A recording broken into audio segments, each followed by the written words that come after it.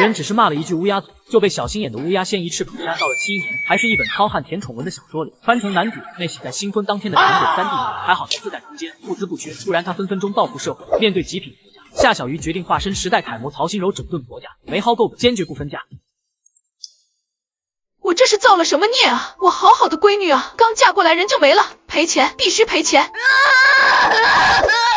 夏小鱼刚有意识，就听到了一阵鬼哭狼嚎，还不等他接收信息，另一道刻薄的声音响起：“我呸，赔个屁！谁家大姑娘这么馋？那可是我用来待客的鸡，全被他给造了，怪得了谁？我还没让你们赔我小三一个媳妇呢！滚滚滚！这丧门星你拉回去，我们段家可要不起！”夏小鱼咸鱼躺着，被动接受着这具身体的全部记忆。他夏小鱼22世纪的富婆一枚，就因为骂了一句乌鸦嘴，被乌鸦先听到，一翅膀给扇来这70年代。原主夏小鱼是个馋鬼，结婚当天把婆家用来摆酒席的小鸡炖蘑菇偷摸着全给炫了，谁料那蘑菇是毒蘑，原主就这么因为一只鸡凉了。这洗法怪丢人的，眼看着那边战况即将升级，他弱弱出声：“那个，我觉得我还能抢救一下。”抢救什么抢救？人都没气了不？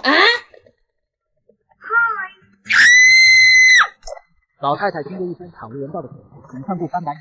恰好村医老周头过来，一通检查后，人没事，活蹦乱跳的。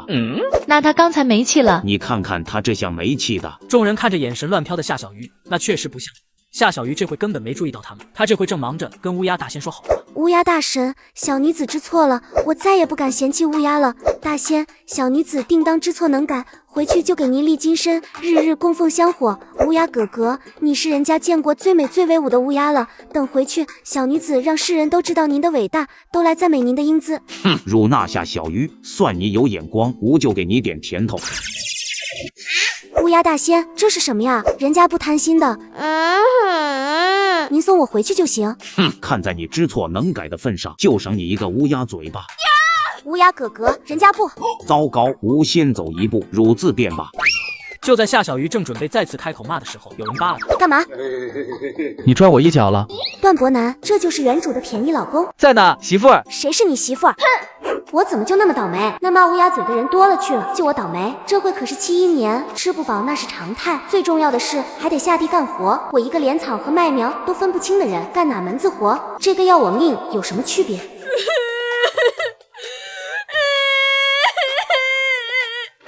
赶紧给我起来，人家要把你退货呢！给我出去道歉去！这死丫头，非得在结婚的档口偷吃，就不能忍过这一天！哼，退就退呗，跟谁稀罕这泥巴房子似的。你要是被退货，就等着嫁给八瘸子吧！你是我亲娘吗？别看原主又懒又馋，架不住她长得漂亮，又瘸又丑的八瘸子，差点就用槽子膏把原主骗回家去。你去不去？我去还不成吗？女人只是骂了一句乌鸦嘴，就被小心眼的乌鸦先一翅膀扇到了7年，还是一本糙汉甜宠文的小说里，穿成男主那喜在新婚当天的甜滚3D女，还好在自带空间，物资不缺，不然他分分钟报复社会。面对极品婆家，夏小鱼决定化身时代楷模曹心柔整顿婆家，没薅够本，坚决不分家。亲家，我带我家丫头来给你赔个不是，你看看这事闹的，好好的一场酒席，被这喜丫头闹瞎了，你这喜丫头还不快给你婆婆道歉？不用，我们家可要不起这样的媳妇儿。说得对，娘，我也不要这样的媳妇儿，白白糟蹋了酒席，我一口肉都没吃上。等改明您再给我寻摸个好的，咱再办一回酒，咋地？我结婚也得吃上口肉不是？这要是退了货，就得再掏钱给老三娶媳妇办酒。夏家那老货可是要了他66块钱的彩礼，不退货也成，彩礼得全都带回来。你做梦！涉及到心爱的小钱钱，夏老娘也不做小伏低了，跟段老娘互相来了一段 freestyle， 吵得那叫一个激烈。夏小鱼看得正乐，就感觉有人戳了戳他，递过来一把瓜子。吃毛嗑吗？馋鬼夏小鱼当然没拒绝，于是俩人蹲在一边磕着毛嗑，一边看戏。最终还是夏老娘退了一步，答应给夏小鱼带回26块钱来。自己心里有数，别被人哄了去。26块能买很多粮食，夏老娘心疼的直抽抽，趁着夏老娘分心，拿来吧你。您放心，这还有吗？能抠一点是一点。没有。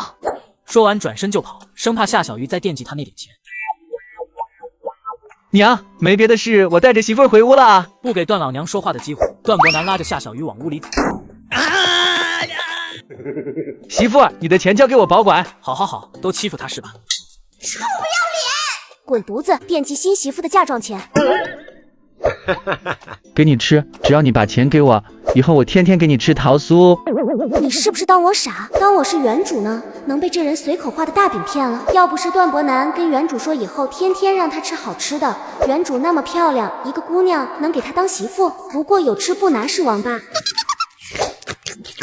还有吗？你的钱门都没有。那桃酥也没有。哼，钱不给我也行，你自己守好了，谁借也别给，包括我娘，他们要问你借钱，你就说钱在我这，想借找我。小媳妇这么好骗，就怕钱还没捂热乎，就被嫂子们哄了去，到时候怕是难拿回来给小媳妇买好吃的了。你倒是了解你家里人。反正你是我媳妇，他们要欺负你，你跟我说，我替你欺负回去。算他有良心。也就在这时候，脑海里有震动，夏小鱼赶紧意识进入空间。幸好空间还在，要是空间没了，我就报复社会，用他给的乌鸦嘴到处霍霍，看他急不急。这空间是他前世给乡村捐赠卫生巾时偶然获得的，当时空间里面只有一间茅草屋和一块黑土地，恰巧那时候世界末日的说法传得沸沸扬扬的，凭着渣爹给自己的一大笔遣散费，他就开启了买模式，衣食住行里面粮油、肉蛋奶糖应有尽有，又买了各色种子、收割机、耕地机之类的机器，主打的一个能自给自足。突然前突然出现一个放大版的手机，夏小鱼一一点开，乌鸦嘴宿主每使用一次乌鸦嘴所造成的结果为好，获得相应的功德；所造成的结果为恶，遭受一次惩罚。惩罚情况是造成后果而定，越严重惩罚越厉害。许愿池，宿主获得相应的功德后，可以许一个愿望，愿望越大，所耗费的功德越多。兑换场，空间主人的交易处，交易不可以物易物，必须使用功德点。功德店详细记录了宿主的每一点功德，包含功德获取途径。功德，这是有多怕他报复社会？许愿吗？我许愿，我要回家。女人只是骂了一句乌鸦嘴，就被小心眼的乌鸦先一翅膀扇到了7年，还好自带空间，物资不缺，不然她分分钟报复社会。夏小鱼看着面前的许愿池，许了第一个愿望：我要回家。回原主的家，消耗1个功德点；回现代的家，消耗1000万亿功德点。果然这狗东西没有最坑，只有更坑。夏小鱼愤而插掉许愿池，点开功德店，惊奇的发现他竟然有100个功德点，获取途径是他给山区捐赠卫生巾。这功德点还真是做好人好事得来的。夏小鱼点开乌鸦嘴，什么都没有，应该是没使用过的原因。最后是兑换场，只有一行字：功德点不足，兑换场暂不开放。这就是一坑货，一点用没有。不过我空间里有吃有喝，才不费那劲积攒功德呢。现代固然生活条件好，但要1000万亿功德点的话，他突然觉得70年代挺好，山清水秀民风淳朴，有爹有娘有男人，他喜欢。老三家的出来干活了。夏小鱼他拍了下段伯南，你娘叫你。他收回之前说的话，他一点也不喜欢。老三家的，你快点啊！烦死了！你看什么呢？我看看你老不开门，在屋里搞什么猫腻呢？哼，你该不会听墙角了吧？胡说什么？快来干活！家里那么多活，也不知道出来搭把手。谁家新媳妇像你这么懒？也就是我家倒霉，摊上你这样的。彼此。你说什么？我说彼此，大家一样倒霉。救命啊！老段家打媳妇了！你给我闭嘴！干活，把这些碗筷都洗干净了。你干啥去？我进屋歇一会。夏小鱼看着院子里的杯盘狼藉，还有一堆碗，无奈开口：这些都要我收拾？你结婚当然你收拾。夏小鱼磨了磨牙，正想也转身回屋。三弟妹，我来帮你吧。来人正是二叔子段伯东的媳妇黄菊香。好啊，谢谢二嫂。你能客气，都是一家人，搭把手应该的。一家人？可不是一家人，你家老三跟我男人是亲兄弟，再亲近不过了。黄菊香干活麻利，坐下来就开始洗洗涮涮。那我跟二嫂岂不是亲姐妹？就该这样，家里原先就有一个媳妇，你来了咱俩也能做个伴。也就闲聊几句的功夫，黄菊把碗盘料理干净，拿抹布擦完桌子，又挥舞着大扫帚开始扫院子。三弟妹，你一边去，别弄脏了你衣服，还是新的呢。夏小鱼自然是不能辜负这种热情，乖乖道一边去找着了。我带你把碗盘还回去，也认认门。不了，今天有点累了，碗盘就麻烦二嫂了。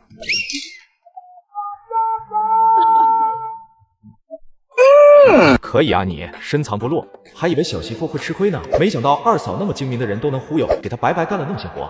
你刚装睡是吧？我是被你那一嗓子喊醒的。哼，不信。哼，这人当我是原主那么好糊弄？我还以为只是娶了个漂亮傻媳妇，没想到漂亮媳妇也挺精明的，捡到宝了。嘿嘿。夏小鱼也没再管他，意识再次进入空间，拿起手机再次研究起来。想到时间静止无限大的储物间，夏小鱼再次庆幸自己提前备的物资就这些东西，他还攒牢10字的功德。等找个机会忽悠着段伯南领个离婚证，我再想办法到城里找个工作，那小日子不也美滋滋？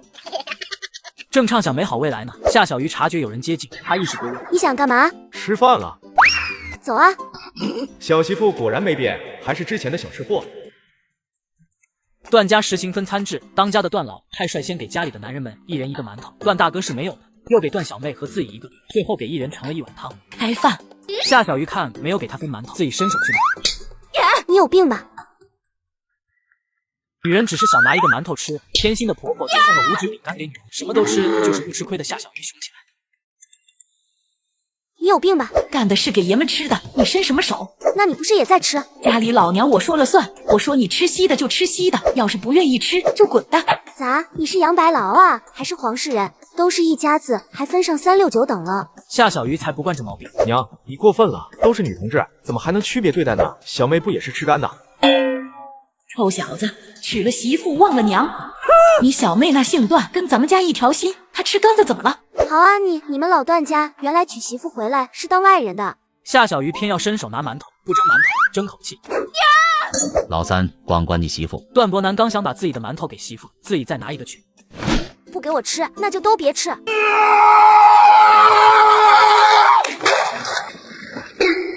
哎呦，太不小心了啦，好可惜，大家都没得吃罗。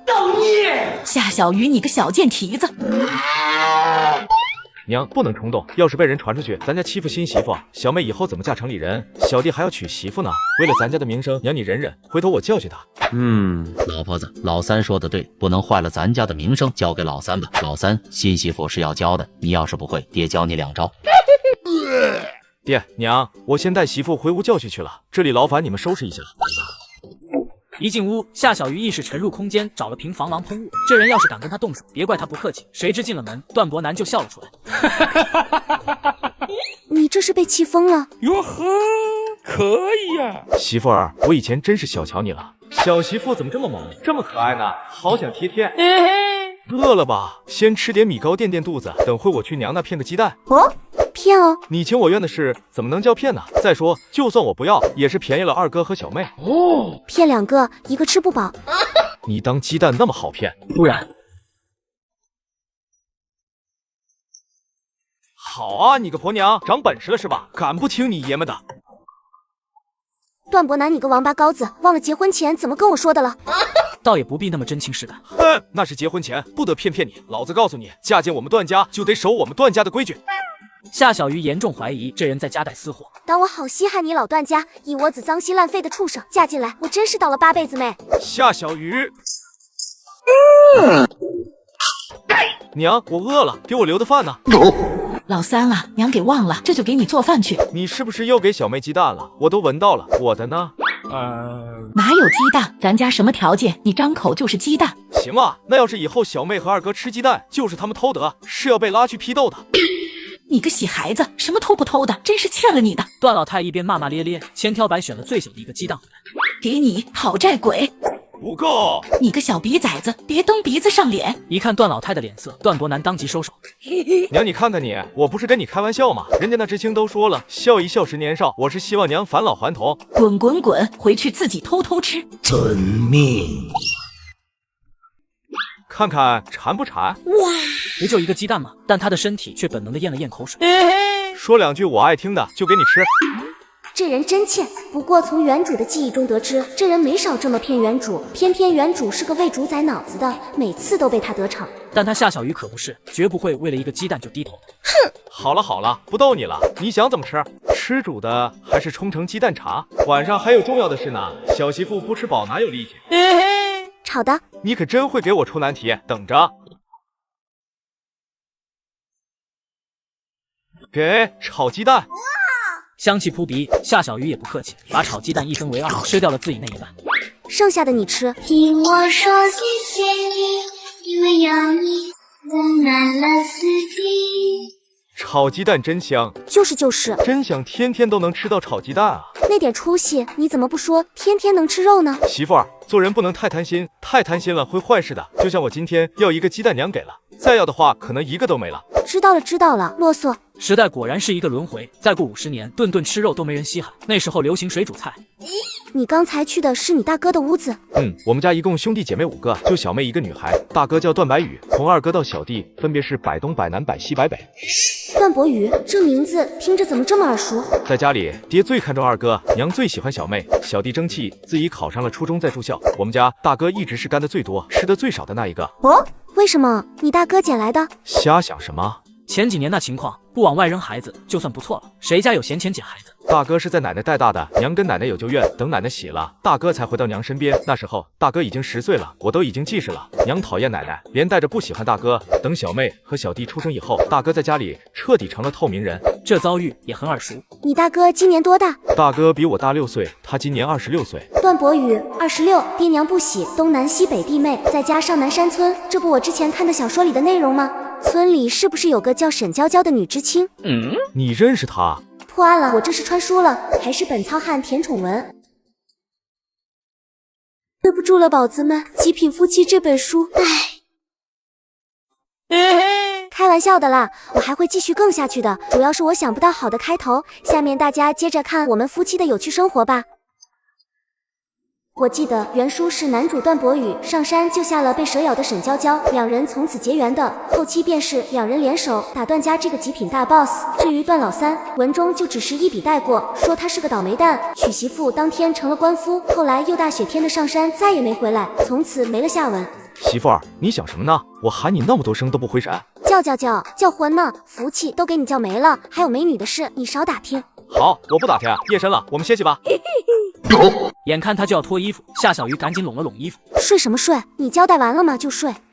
还交代什么？存款、爱好，以后家里谁做主，对未来的规划不都得交代？那你也得跟我交代。你先。我爱好吃肉，喜欢吃肉，对未来的规划是顿顿能吃上鸡蛋。至于存款，没有。你还能再敷衍点吗？我说的都是真的。既然如此，就别怪我不讲武德了。到我了，我爱好钱，喜欢钱，对未来的规划是有钱，至于存款，毛都没有。两人面面相觑，都在彼此的眼睛里看到了无语。行吧，看来谁也不相信谁。哼，睡觉。嘿嘿，正合我意。那边睡去。我是你男人哦，夫妻之间做那档子事是应该的。可夫妻之间互相信任也是应该的。夫妻一体，夫妻一体，夫妻一体，我的就是他的，他的就是我的，我们不分彼此。是不是我跟你坦白，你就愿意让我进来？你说说看。满不满意？解释全归他本人所有。我有存款53块，剩下的都没骗你。恋爱脑的段伯南终于是成功了，破了自己。钱呢？段伯南憋气坏了，但还是他翻身摸索出一沓钱。还挺有钱的。随后夏小鱼从善如流的压到枕头底下，实则送进空间。我没说给你，那是我辛辛苦苦、兢兢业业藏的。夏小鱼充耳不闻，做熟睡中。钱你都拿了，小媳妇怎么还这样？钱都拿了还不给我摸？这点钱打发叫花子呢。段伯南气得难受，心一横，掀开被子。再过来敲你第3条腿，让你这辈子都用不了。你搞清楚，老娘是嫁给你，不是卖给你。我今天差点人就没了，你还想折腾我，有没有点良心？难不成你娶我就是为了做那档子事？那你干嘛找我？找头母猪不就行了？还不会反抗你？我你什么你？睡觉。确实，小媳妇今天折腾了一天，晚上又掀了桌子，累了也是应该的。泄了气的段伯南默不作声地躺了下来。女人的嘴，骗人的鬼，再信我就是大傻子。结婚第1天才湿了，人也没得到。第2天的早餐，段老太也长记性了，分给了夏小鱼半个黑面窝窝头。夏小鱼丝毫不吃亏，直接以小换大，换走了段老太留给自己的大个窝窝头。段老太想发作，夏小鱼的手就虚虚的放在桌边。这口感怎么说呢？就好像沙子捏在一起蒸出来一般，粗糙拉嗓子，咽下去这一口要了他的老命。他看着那个男人拳头大的窝窝头，心里第一次后悔不该跟那老太婆争这一口气。这时旁边伸出一双筷子，给他夹了条黄瓜小咸菜。给你吃。你吃吧，我够吃。我说给你吃就给你吃。还算懂事，知道记挂着爷们。这顿早饭，夏小鱼用4个字来形容：遭大罪了。我这辈子都没吃过这么难吃的东西。不过我既然已经穿到这个时代，还是得学会适应。就算我有空间能开小灶，面上功夫也得做，不然我不吃不喝还活蹦乱跳的，就解释不了了。等吃完了饭，段老太刚想说老三家的刷碗，就看到夏小鱼拿起一个碗，苗苗的又苗苗碗，什么都没说，但段老太硬是懂了他的意思。老两家的刷碗，老三家的跟我去上工，我叫大队长给你分派个活。不去。女人刚进门，老太就想给她下马威，却没想到最后自讨苦吃，只因穿书而来的女人，40米的大刀根本收不住。我的命好苦啊，老天爷呀！我这是娶了个脚家精回来呀，当儿媳妇的气洗婆婆了呀，我不活了呀！老三啊，老三，娘可是被你这个媳妇害苦了。就这，夏小鱼还以为老太婆咋的，也得跳起来给她2巴掌。你慢慢哭，我回去补个觉。眼看着哭闹不奏效，段老太也不装了。老两家的，给我抓住这个小蹄子，我非得让他知道家里谁做主才行。我还想着从三弟妹那借钱呢，这会可得罪不得。突然，身边的段伯东推了他一把，只好硬着头皮上。三弟妹，你别怪我，我也是没法子。夏小鱼掏出棍子，战局一触即发。此处应该有掌声。老大、老二、老三，你们还不快上？就看着这个疯婆娘欺负你们娘！爹，弟妹是女人，我怎么能动手？不行啊，这可是我媳妇，谁要是碰她，我跟谁急。爹，弟妹是女人，我怎么能打她？有点慌，怎么回事？算了，老三家的是新媳妇，多休息几天也是应该的。老大、老二，我们走，上工要迟到了。一旁的段伯南交代了句小心点，也跟着出门上工去了。你敢？我有什么不敢的？说说看，我有什么不敢的？我叫老三休了你。还有这好事？去告诉段伯南，让他休了我，快点去。你别得意，老三最听我这个当娘的话了，我叫他休了你，他就肯定休了你。那你去啊，我就在这等着他回来休我。要说段伯南也鸡贼，农村哪有领结婚证的？偏偏这货用2块米糕领着原主领的证。你等着。没了人，夏小鱼直接进了空间享受美食。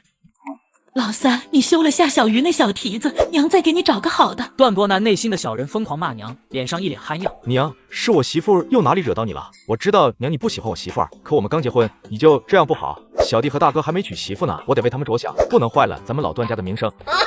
一大顶帽子压下俩，段老太只能转换策略。老三，你是不知道，你娶的哪是媳妇，那是夜叉呀！你看看给你小妹打的。这是你那新媳妇打的。哎呦我的老天爷，这小媳妇下手还挺狠，可不得了咧！新媳妇刚进门就这么嚣张，老段家又得收咧。小媳妇凶怎么了？这话只能我可以说，别人可不得说。娘，你别闹了，就下小鱼那性子，我昨天教训他，他愣是没敢还手，怎么敢上手打小妹？我知道你惦记他手里的嫁妆，可他的钱都给我了，他是真的没钱。我没惦记，哪没惦记？他只是还没来得及开口而已。娘，我不能把钱给你，给了你，你又给小妹了。小妹一准送给许知青去，我可不能答应。哥，你说什么呢？小妹啊，我知道你稀罕许知青，可女孩家家的要矜持，你这样撺掇的家里不安宁，许知青也不会喜欢的。母女俩啥委屈还没说，就已经背了2顶沉重的大黑锅。行了，娘，回去我再教训媳妇儿，给你出气行了吧？别耽误我上工了，再耽误就扣工分了。不是我说，段家的，你这也忒心急，新媳妇刚进门就惦记人家嫁妆，吃相特难看。可不是咋地。娘，许大哥要是听到了，要是误会我怎么办？都怪三嫂。别哭别哭，娘有法子。什么法子？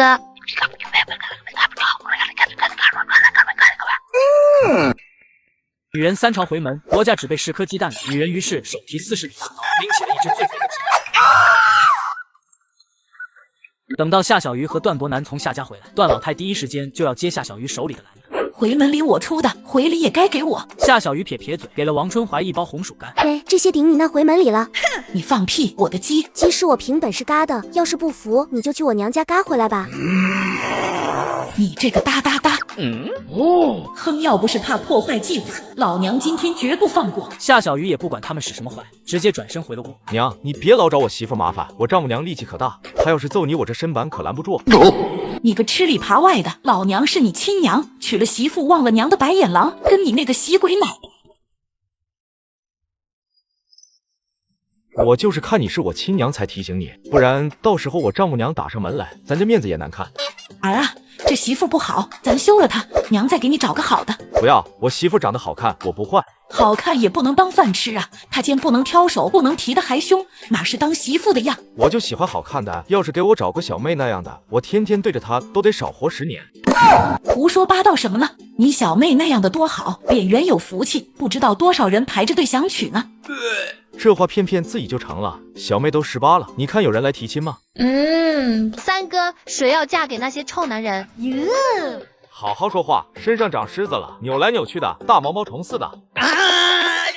娘，你看三哥。老三，让着点你妹妹。真话总是伤人呐。屋里，夏小鱼正在盘算家当，手里存款总共89块3毛6分，钱不多，票更是一张都没有。他把80块大头9块3毛6分拿着，剩下的都放到空间里。多少钱啊？藏这么严实？女人的事少打听，还有哪天你去镇上的时候，到废品站买一些旧报纸回来，墙上钉几张，省得掉图。我没钱。旧报纸不要钱，你刷脸就行。等到第二天，夏小鱼发现段百南那货居然连个牙刷都没有，于是拉着段伯南一起去镇上。临到镇上，哎呀，坏了，我忘了带钱。我也没带。夏小鱼遗憾的啊了一声。那我们只能回去了，好可惜，我还打算晚上，没有牙刷，算了。等等，你怎么不走了？我带了。可你不是把钱都给我了吗？你哪来的钱啊？我后来挣得。百南哥哥好厉害了，又挣了好多钱了。媳妇儿，你要是晚上也愿意这么说话就好了。百南哥哥，你讨厌了，人家会害羞羞的，人家生气了，要钱才能安慰好。哪怕知道他是装的，段伯南也愿意把命给他。都在这了。好家伙，从他没收他私房到现在不过3天，这人就挣8毛了。伯南哥哥真棒棒。哈哈哈，给你，以后我挣的钱都给你。一言为定，不许反悔。段伯南瞬间被这一巴掌扇醒。你就不能多装一会儿？夏小鱼和段伯南进供销社转了一圈，灰溜溜的出来了。没别的，一柄牙刷要4毛6一把，还得要票。钱是够的，但是没票啊。这时他拉住了个路过的大娘。大娘，有牙刷票不？换不？真是瞌睡时候送枕头来了。你打算怎么换？1毛1张票。你这有点便宜。没办法，我还得买牙膏买牙刷，就这点钱，只能挪出1毛来。牙刷4毛6，牙膏2毛9。你只有8毛，你这也不够。我这儿还有1毛。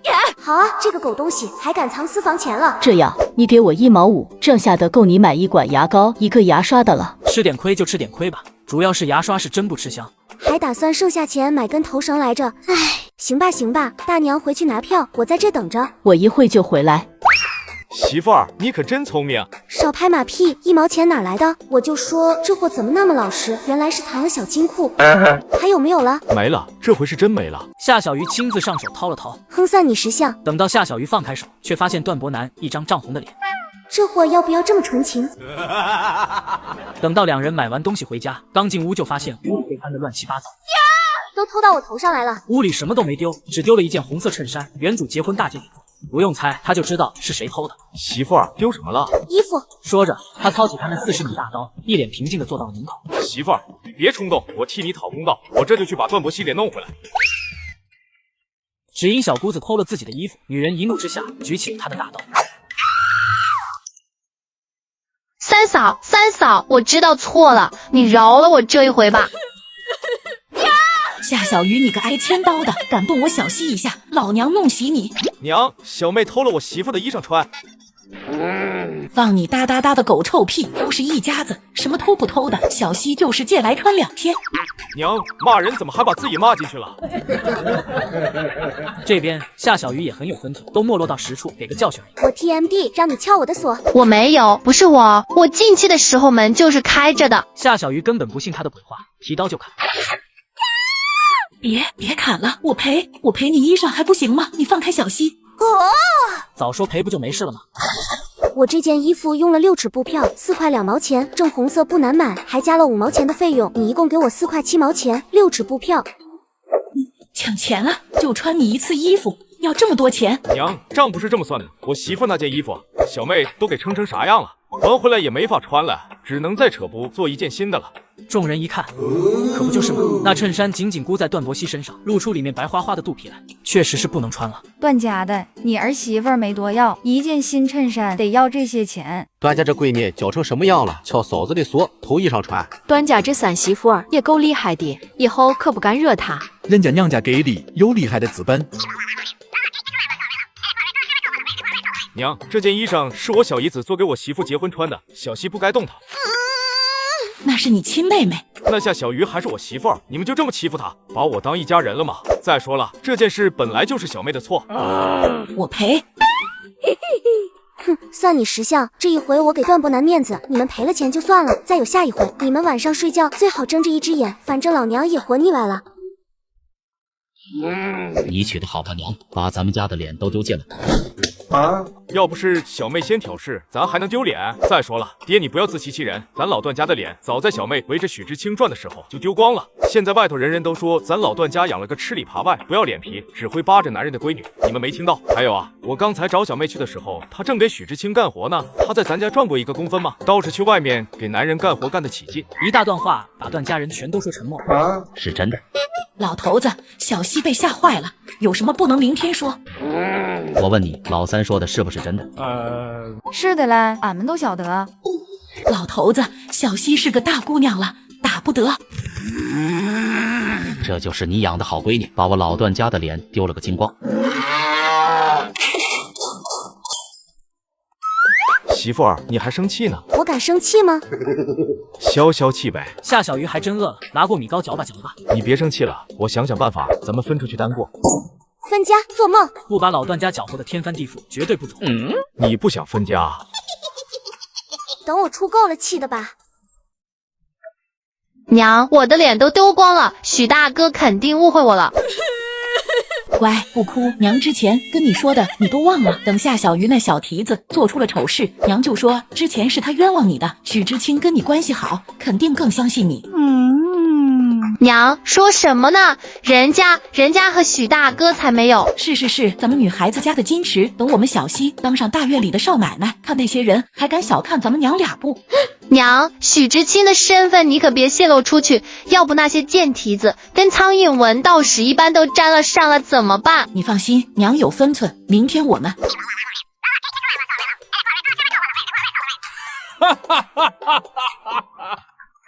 三嫂辛苦了，喝碗绿豆汤解解渴吧。之前的事是小妹不对，给三嫂赔个不是。哦，你往里面吐痰了。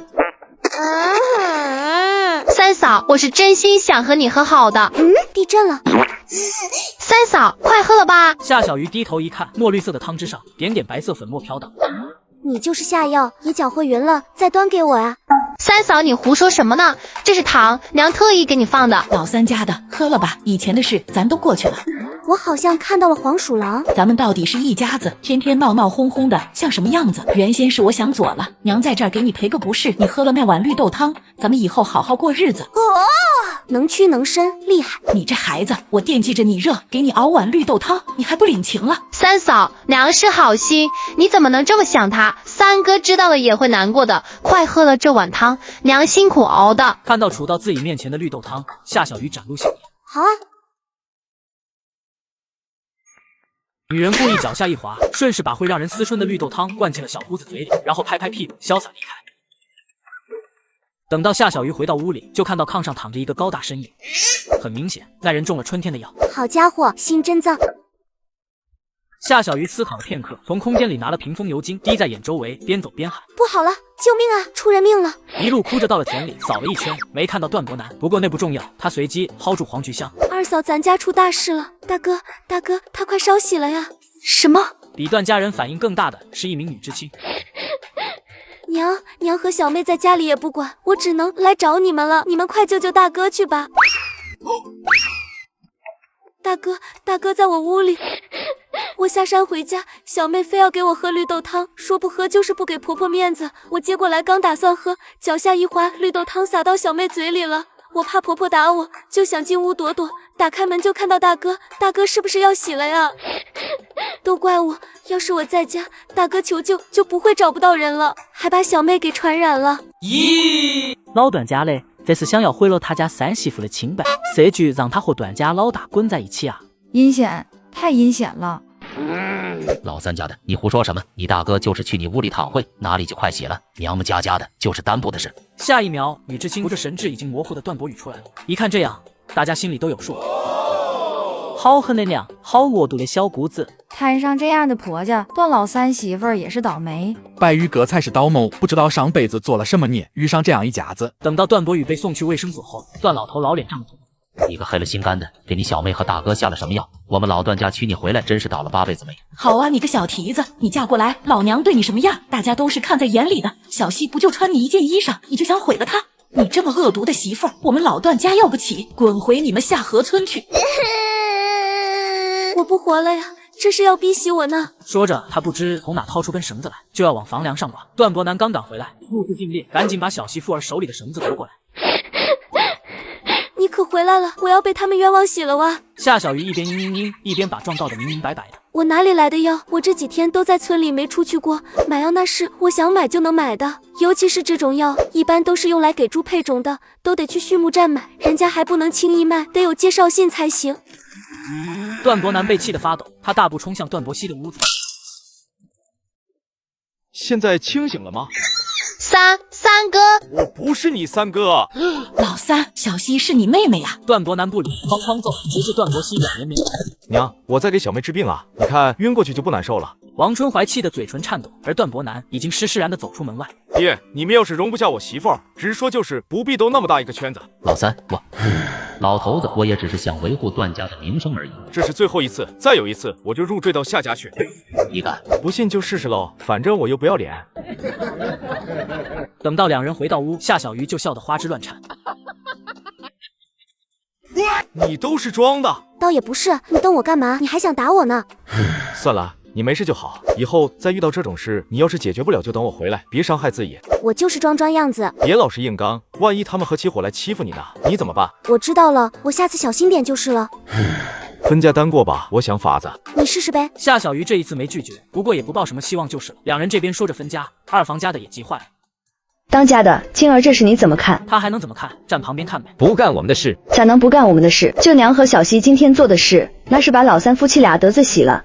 照老三那脾气，指不定怎么闹呢，甚至还有可能闹分家。分家就分吧，老三本来也没挣多少工分，老三家的还不上工，把他们两口子分出去，对我们来说是好事。哎呦，当家的你糊涂啊，不能把老三两口子分出去。你忘了三弟妹的娘家家境殷实的很，大哥是当兵的，大姐嫁到了县里，小弟在县里上高中，他娘家厉害，那些哥哥姐姐们少不得拉拔妹夫。要是给两口子分出去，可就没有咱们什么事了。坏了，我得回去一趟，爹怕是动了分家的念头。女人第一次使用乌鸦嘴诅咒小姑子摔个狗吃。打消了分家念头的段老头，打算自己唱红脸，给二儿子一家创造机会，讨好夏小鱼。明个我就压着老三家的去上工，到时候你叫你媳妇帮衬着点他，哪怕多帮他干点活，这会儿别可惜力气，即使出点血，也要经好老三家的。爹，我记下了。秉持着我不好过，别人也别想好的思想，夏小鱼正式上工了，当然把懒虫段伯熙也拉下。于是夏小鱼第一天上工拔草，分毛没赚，还给老段家扣了10个工分，因为他把花生苗给拔了。等到中午吃饭时，段老头得知以后，脸哇绿哇绿的。爹，不能怪我媳妇儿，她没上过工，是你非要她去的。你们放心，我会好好干的。夏小鱼好好干的后果就是拔草累了休息的时候做坏了几株苗，然后老段家喜提工分扣10分。于是接下来的日子里，夏小鱼拔10分钟，休息50分钟，夏小鱼是轻松了。至于和他组队的黄菊香，差点累死在地里，只因工作都压在身上，累死累活干完活，又得忍痛分夏小鱼工分。黄菊香说什么都不想跟夏小鱼搭档。当家的，这法子管用吗？我看三弟妹对你不是挺好的。是挺好的，看在工分的份上。要不我们换个法子吧，再这么下去，我腰都快断了。关键是累死累活的干这么久，工分还得分给他1/3，分出去的工分我实在心疼。段伯东也心疼啊。那就换个法子，我明儿个跟爹商量商量。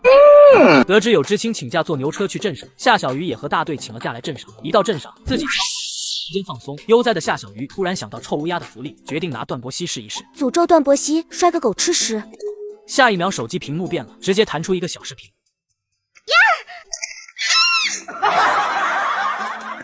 诅咒成功，结果为坏，空间禁用1个小时。夏小鱼刚看清，就直接被空间弹了出去。等到下午回到家，外出的段伯南已经回到家了。媳妇儿，我明天还要出去。哦，你不会在外面违法乱纪吧？这个可是要问清楚的，万一连累到他就不好。想什么呢？我是有正事的。正经犯罪？我到底是哪点做的不好，让你对我有这么深的偏见？我这不是关心你，你那是怕我连累你。你看你这人较真了不是？殊途同归懂吗？不懂，我没念过书。你没念过书啊？很奇怪嘛。我们家只有小弟小妹念过书，小妹念了2年，觉得辛苦就不去了。不用他详细说，夏小鱼就懂了。在这时候的农村，吃饱都是一件很困难的事情，更何况是念书了。更何况段伯南爹不疼娘不爱的，想要去念书就更难了。我虽然没念过书，但我识字的。你好棒棒！这次外出，我是为了分家做准备。展开聊聊。我们俩不上工，你的二哥能心甘情愿养着我们，咱们不能主动提分家。我爹铁了心不分家，咱们再闹也没什么用，村里没人会站在他们这边的。这给你煎的，这货果然不是什么好东西，算计起家里人丝毫不手软。但是你可能忘了一点，你猜你二嫂为什么对我这么好？又是送工分，又是帮干活的，难不成真的跟我一见如故，再见定情？哼，我早就猜到了，你就瞧好吧，我自有办法。卖什么关子？赶紧说。你等着瞧就是了。最后段伯南到底没说他的惊天大计，因为上工的段家人回来了。老三家的做饭去，你别后悔。女人第一次进厨房煮饭，一不小心就把厨房给砸了。你这个哒哒哒，你敢烧我房子，老娘打死你！是他叫我去的，跟我有什么关系？你还能顶嘴？我打嘎你这个哒哒哒的！救命啊！老段家打媳妇了，打死人了！一旁的段老头他悔啊，悔不该没顶住老三的哀求，娶了这么一个媳妇子回来。去叫你大伯来，我要休了这个绞家精。我不同意，我好不容易娶回来的媳妇儿，谁也不能休。爹，三弟妹就是造上手艺生疏，让我婆娘教教她就好了。一旁的黄菊香瞧准时机，开口帮腔：爹，饶了他这一回吧。爹，休了他，休了他！这儿媳妇我们老段家要不起。休了我，休了我！要是休了他，转头我就去夏家当上门女婿去。我们老夏家的大门随时对你敞开着。老三，爹就是一时气话，你跟着裹什么乱？爹，你也别生气，三弟妹刚嫁过来，我们慢慢教她就是了。这次我给老二个面子，老二，让你婆娘好好教教她，教不会我唯你是问。别啊，说好休了我呢。我知道了，爹。无聊。夏小鱼伸了个懒腰，又把目光放到刚才跳得最欢的段伯熙身上。哦，对了，我回来的时候好像听说咱家谁吃了屎。哎呀，好恶心哟！不行，我可不跟吃了屎的人同桌吃饭，一会儿饭给我端屋里来哈。段老头得知段伯南又不去上工，一早上就开口骂：没事儿，我去上工，我们家出一个人就够吃的了。弟妹，嫂子今儿个恐怕没法跟你搭档了，我昨天跟二堂嫂一块还没完活呢。不要紧，我再换个人就是了。反正又没指望挣多少工分，人到了就好。刚到田里，一个俏丽的身影向他走了过来。夏小鱼，咱们俩搭档。就这样，两人配对成功，都是干10分钟歇50分钟的主。计分员看他俩这德行，简直都没眼看。5天之内拔不完要扣工分的，扣就扣呗。老段家又没分家，挣不挣工分的无所谓。沈娇娇也不是很在乎，但她还要脸。要不我请个人帮咱们？我没钱，我出。于是第二天，属于两人的任务区里出现了一对干活麻利的母女。你经常这样吗？我干活不太行。没事，我干活也不太行，咱俩谁也别嫌弃谁。活干完了，沈娇娇于是邀请了夏小鱼到知青点坐坐，也就随口聊了几句女孩子的话题。你在段家怎么样啊？多姿多彩，每一天都很充实。沈娇娇没太听懂。鸡飞狗跳，每一天都不消停。这么严重的吗？夏小鱼啧了一声，这一看就是没见识过社会的险恶。看在未来自己要准备抢他机缘得到的工作的份上，他觉得有必要给女主介绍一下老段家那一窝奇葩。段伯南他娘在家里定了规矩，女的不能吃馍馍，每顿只能喝点汤汤水水的，而且只针对儿媳妇。怎么这样啊？他为什么会这样做？因为儿媳妇是外人，不是同姓人，还是会跟他抢儿子的敌人。自古以来的婆媳根本矛盾，老婆婆既怕儿媳妇对儿子不好，又怕和儿子太好。那男同志会不会好一些？夏小鱼一看他那害羞样，也没藏着。看情况吧，也得看在家里的地位。就比如大哥，他在家地位就不怎么样，跟儿媳妇一个待遇，干的却比儿媳妇多，住的更是比儿媳妇差。难道段同志就不是他们的儿子吗？太过分了！没错，太过分了，真不是个东西。两人同仇敌忾气了一会，就传来沈娇娇的叹气声。哦，咋的了？那你们为什么不分家呀？如果分了家，段大哥那么有本事的人，日子会更好过的。因为段老头没洗，父母在，不分家，直到天色渐晚。夏小鱼提着一包牛肉干、一包蜜三刀和一把奶糖回家。诺，给你的。段伯南的脸瞬间就黑透，不善的看着段博宇。沈知青给的。沈知青看上你了。段博宇面皮发红，好好一个国字脸大汉，做出这副样子，简直是辣眼睛的很。都聚在这干嘛呢？家里的水挑了吗？院子扫了吗？要不说呢，王春怀简直就像那画银河的王母，总在关键时刻出现。王春怀还在那继续哐哐2巴掌扇在段白宇后背。说你呢，回来就知道傻站着，一点眼力见没有的玩意儿！我造了什么孽，生了你？夏小鱼翻了个白眼，看着段家院里的大戏。我这也不算骗女主，就她那性子，要真嫁进来，得被人吃的骨头渣子都不剩，也就我了，还能全身而退。他正走着神呢，黄菊香过来了。三弟妹，我教你做饭吧。好呀。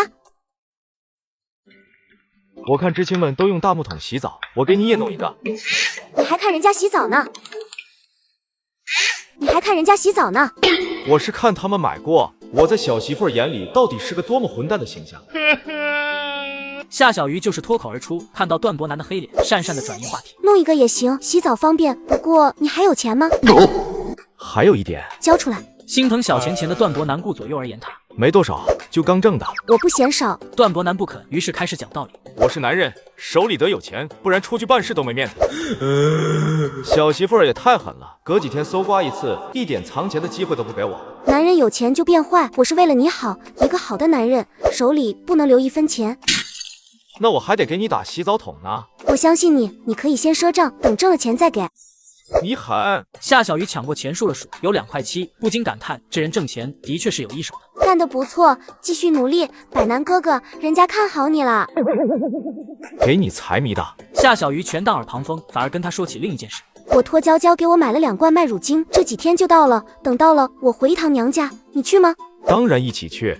也就这一趟回娘家，夏老头爆出了段伯南的大秘密。小鱼，段伯南赌钱你知道吗？你还记得春山村吗？那里就有个赌钱的场子，有人曾经在那里看到过段百南，告诉了爹。小鱼，你听爹说，赌钱的男人输红了眼都没有人性的，你不能再跟他过下去了。夏小鱼还是不能相信，虽然段伯南不要脸，好色奸诈，但是他身上没有赌徒那种不把钱当钱的感觉。每次他搜刮段伯南私房钱的时候，他那肉痛的神情不像是假的。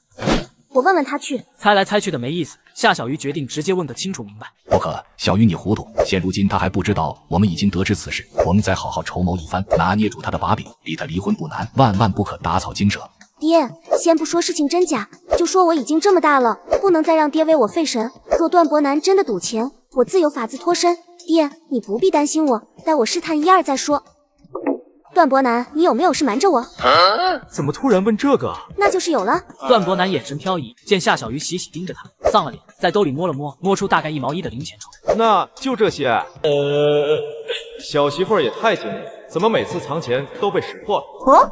夏小鱼怒气消了大半，他顿了顿，还是把钱收起来了。无论怎么样，不能跟钱过不去。看着面前一脸哀怨的段伯南，夏小鱼不禁怀疑，这货怎么看怎么不像。你这钱哪来的？哈哈哈，当然是我自己挣的，我厉害吧？你在哪挣的？要说段伯南隔3差5的不着家，也3、5不时的拿回家来1块几毛的钱，以前他不觉得，现在怎么想怎么可疑。怎么你还嫌少啊？他挣这些钱可费老劲了呢。小媳妇儿3天2头的搜刮，刮的他是兜里空空的。你别扯别的，我问你在哪挣的？莫不是你去了黑市？瞎想什么呢你？我这仨瓜俩枣的，人家也得看得上啊。那你在哪挣的？快说！你要是敢骗我，咱俩就离婚。那你得保证，我告诉你，以后你不能翻脸，也不能提离婚，也不能骂我。我帮牛棚里的人寄信买药，他们给的辛苦钱。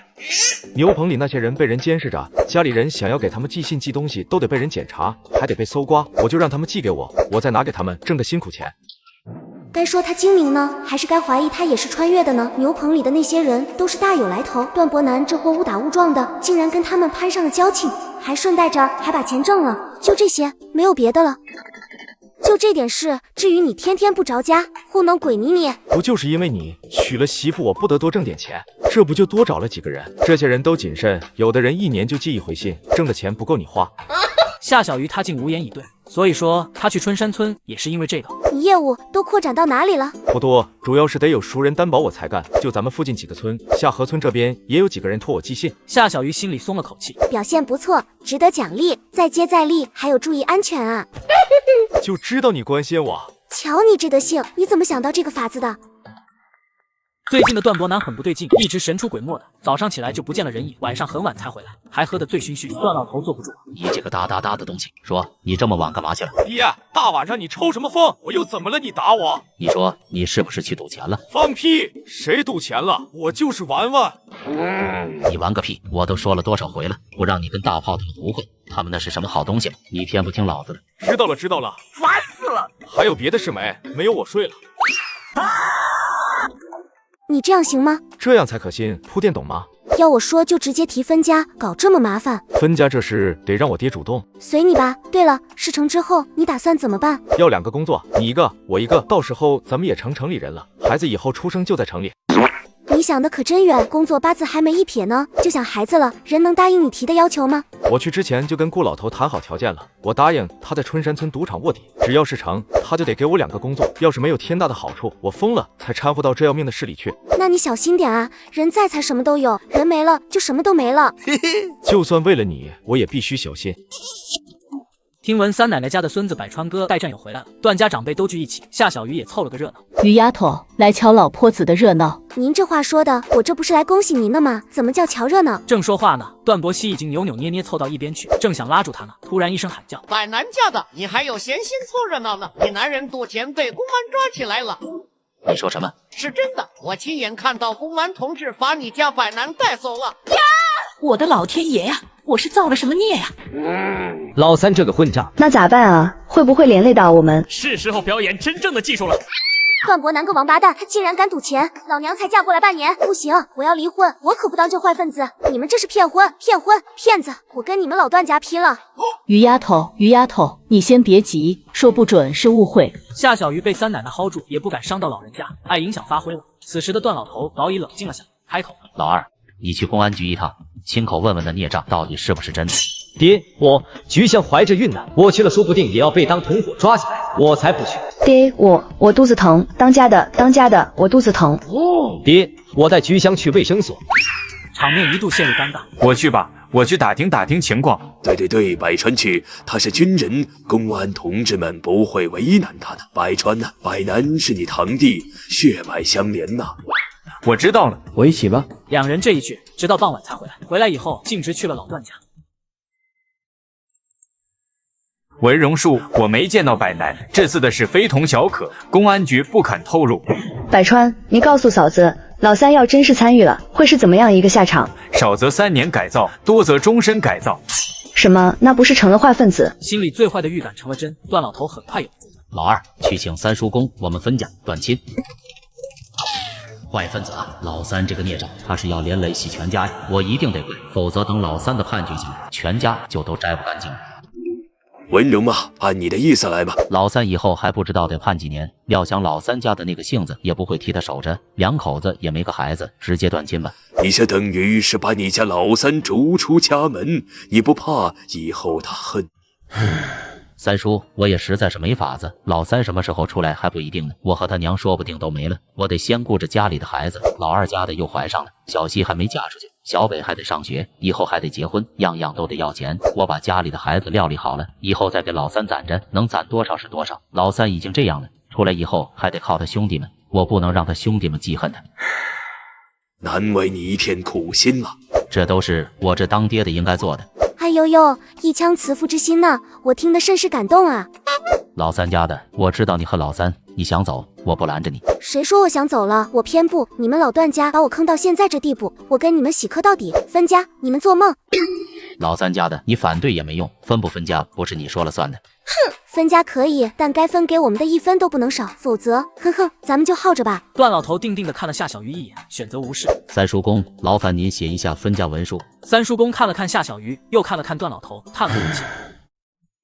直到分家文书写完，一直沉默的夏小鱼开口了：“友情提醒一句哦，我和段百南是领了结婚证的夫妻一体，只要我一天没和他离婚，我就一天是段伯南的媳妇。你这分家文书没有我或者段伯南的签字就不作数哦。” No！ 你骗谁呢？不信你们问大队长喽，他肯定不能骗你们吧？分家文书要双方都签字才有约束力，百南出不了面，百南媳妇确实可以代替他。怎么以前没听你说过？组织上只认互相签字的分家文书。段亲声明倒是不用，但段文庆大队长看了看夏小鱼，默默地把这句话咽下去了。嘿嘿，所以呀，一起洗吧，有你们这些亲人陪着，段伯南不知道该多开心了啊！多么伟大的亲情，我们应该铭记歌颂于他。老三家的你，何必跟着老三一块倒霉呢？想想你娘家，当然是因为我喜欢段伯南呢，不然我为什么嫁给他？是图你们这样的爹妈？图他不正干，还是图他赌钱？你到底想怎么样？累了，给我拿把椅子来。给他拿。王春怀不甘不愿的拿了，夏小鱼翘着二郎腿，一副吊儿郎当。这才对嘛，求人就要有求人的态度。我呢也不多要，就按照上次我说的，家产分4份，给我1份，我就答应分家。你做梦！那咱们就耗着呗呀！不知道公安同志们何时前来调查问话呢？想想真的是很期待呀。说实在的，我就料到了你们不会答应，我呀就想拖着你们一块洗，到时候改造路上咱们也好有个照应。不得不说，夏小鱼还真拿捏住了段老头的命脉。老三家的，你和老三结婚才半年，我不想耽误你。这样吧，我做主，你的嫁妆都带回去，你和老三的置办的东西我们也都不要，我再补给你50块钱。你要是想再嫁，我们家给你出一副嫁妆，如何？不如何？我这辈子生是你们老段家的人，喜当然也得埋在你们家祖坟。毕竟我这人罪念就情了，还有想要动墙，那也可以，就是吧。提醒你们一句，除非你们弄死我，不然洗的可就不知道是谁了。夏小鱼是软硬不吃，场面一度陷入僵持。随着天色渐渐亮起来，段家人越发焦躁。天亮了，文荣脱不得了。段老头又何尝不知？你赢了就按你说的分家，家里这点东西我瞒你也瞒不住，大头无非就是房子、钱和粮食。段老头起身回到卧房里，拿出了木盒子来。炕洞上方第2块土砖，房梁顶上，衣柜夹层，要我亲自去拿吗？留给你的时间可不多了哦。你是怎么知道的？你猜，当然是段伯南告诉我的。那货精的跟猴似的，老段家那点家底他早就摸得透透的。段老头还想问，可夏小鱼打了个哈欠。快点，再不快点我就反悔了。我还是很想带着你们一块的呀。老段家还蛮有家底的，跟段伯南估算的700左右差不太多。于是，一场分家争斗继续升级。共有钱财670元整，分给段伯南夫妻2个167块5毛。4舍5入凑个整，给170吧。另外粮食3100斤，分给段伯南夫妻2个775斤，最少30斤细粮。段老头拳头握得更紧。依你，房子总共6间，刨开厨房、堂屋，剩4间。你现在住的厢房归你们。折价吧，我不要房子，折成钱。段老头人已经气满了。房子折价30元，50元。剩下的就是3只鸡、锅碗瓢盆，一些家伙事，这也没办法分，都折价吧。最后折出了19块8，4舍5入20块。一旁的三叔公写明前因后果，三叔公也觉得分完了，他把分家文书念了一遍。没有意见就签字画押吧。夏小鱼算了算，他能得到240块钱，很想凑个500块，自己有存款200，还差60块。等等，还得再加上一条。我和段伯南的感情，我们俩深深的如沐之情，就这样被人弃之如敝履，伤害了我们的心，这不得赔偿？毕竟以后就断了亲了，总要买断一下吧。这丫头胡扯八扯的本领不服都不行。老三家的，你少胡搅蛮缠，我已经够照顾你的了。哎呦，太阳就要出来了，我听说公安同志们都是8点上班的呢。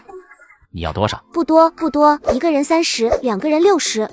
一个小哒哒哒，再骂我涨价了哦。我给。嘿嘿，夏小鱼满意了，想了想又提议，还有个事，养老怎么说？哼，养老不用提了，我养他一场，就当养了条狗，以后离我们远远的就好。夏小鱼笑容微凝，替段伯南感到不值。养老是段伯南临走前特意交代的，不管怎么说，爹娘到底生养了他，他是真心实意的想要出养老钱的。这是你说的，不用养老，麻烦三叔公着重写明这一点，是他自己提的。既然如此，那就分割干净。文荣，你不再想想吗？有劳三叔公了，我赶时间。等到夏小鱼拿到粮食和钱后，好了，文书拿来吧。慢着，还要劳烦三叔公写一份断亲声明，这是分家的条件之一。写，但是分家文书上要写明断亲声明是你提出的。三叔公算是看出来了，两家人以后不成仇人都算好的。至此，段伯南和夏小鱼跟老段家彻底没了关系，都不只是分家了，那是断亲。等到众人准备离开堂屋，外头传来一声喝叫：“百南，你怎么在这？”三叔公，你们怎么在我家？我家又出事了。你怎么回来？你不是被抓了吗？你是不是偷跑回来的？你这是要害死全家呀！你快回去跟公安同志承认错误。咋回事啊？就你不是因为赌钱被公安同志抓走了？这货真能装，奥斯卡欠他一座小金人。哪个王八犊子造我的谣，让老子知道非揍死他不成？不可能，我在车山村亲眼看到你被公安同志一块带走的。老子在那挣钱，谁说我赌钱了？骗鬼在赌场亏挣钱。赌场怎么了？赌场里就不用吃饭喝水，不用打扫卫生了。那公安同志带你走干什么？配合调查，配合调查，懂吗？哦，告诉你一声，你爹把咱俩扫地出门了，还断了亲。什么？这下又轮到段伯南表演了。爹，你就这么不相信我？这么迫不及待把我赶出家门？我到底是不是你儿子，还是说我是捡来的？老三，爹不是。那就断亲吧，省得我连累你们。媳妇，往后就咱俩过。成，咱俩过。要是不行，我带你回下河村。好。他什么也没再说，拉着夏小鱼回屋了。